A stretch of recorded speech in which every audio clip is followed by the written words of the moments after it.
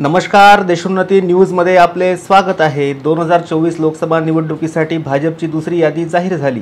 यामध्ये महाराष्ट्रातील 20 जागांच्या उमेदवारांची नावे जाहीर करण्यात आली आहेत। यात अकोल्याचे 4 वेळा निवडून आलेले खासदार संजय धोत्रे यांचे सुपुत्र अनुप धोत्रे यांना अकोला लोकसभेची उमेदवारी जाहीर झाली।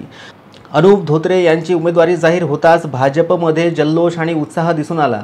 एकमेकांना पेढे भरवून आनंद साजरा करण्यात आला। अनुप धोत्रे घरी येताच आई आणि पत्नीने त्यांचे औक्षण केले। अनुप धोत्रे यांची ही पहिलीच निवडणूक आहे आणि त्यांच्यापुढे दिग्गज अनुभवी राष्ट्रीय नेते प्रकाश आंबेडकरांचं आव्हान आहे। मात्र 4 वेळा सलग संजय धोत्रे यांनी अकोला लोकसभेवर भाजपचा झेंडा कायम ठेवला। 2019च्या लोकसभेत संजय धोत्रे यांनी एकूण मतदारसंख्येच्या 50% मते घेऊन अकोल्याला भाजपचा गड बनवला। अलीकडच्या काळात त्यांचे सुपुत्र अनुप धोत्रे यांनी अत्यंत ताकदीने मतदारसंघात मोर्चेबांधणी सुरू केली। त्यामुळे यावेळी अनुप धोत्रे यांचा विजय निश्चित असल्याचा विश्वास धोत्रे परिवार आणि भाजपला आहे।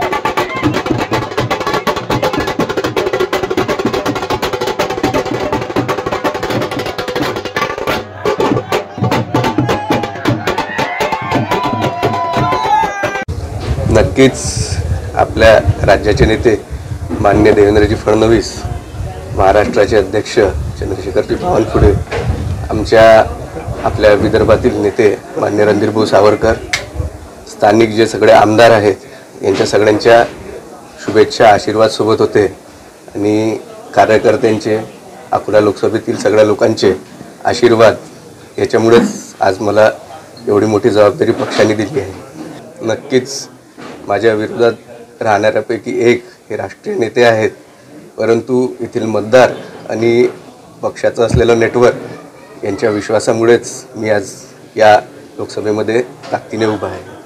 संजय धोत्रे यांच्याऐवजी त्यांचे पुत्र अनुप धोत्रे यांची भाजपच्या पक्षश्रेष्ठींनी उमेदवारी जाहीर केली। अनुप धोत्रेंसारखा तरुण आणि उच्च शिक्षित उमेदवार देऊन पार्टीने सिद्ध केलंय की तरुणांच्या खांद्यावर आता या देशाची धुरा सोपवली जात आहे। यामध्ये आमदार आकाश फुंडकर यांची प्रतिक्रिया पाहूया। ते आम्ही दूर करणार। अकोल्याचा उमेदवार डिक्लेअर झाल्यानंतर तो एक आनंद वेगळा असेल। मला तो खूप आनंद आहे, कारण आमचे नेते आदरणीय संजूभाऊ धोत्रे यांनी सलग 3-4 टर्म अकोल्याची सेवा केली।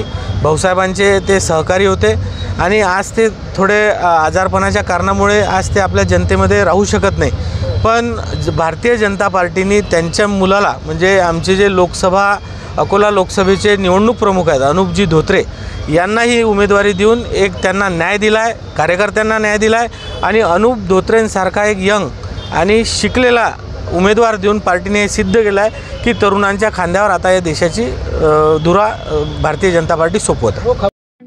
ठळक घडामोडींसाठी देशोन्नती न्यूज चॅनलला सबस्क्राइब करा आणि बेल आयकॉन प्रेस करा।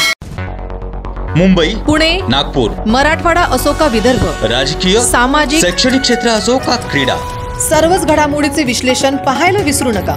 फक्त देशोन्नती न्यूजवर।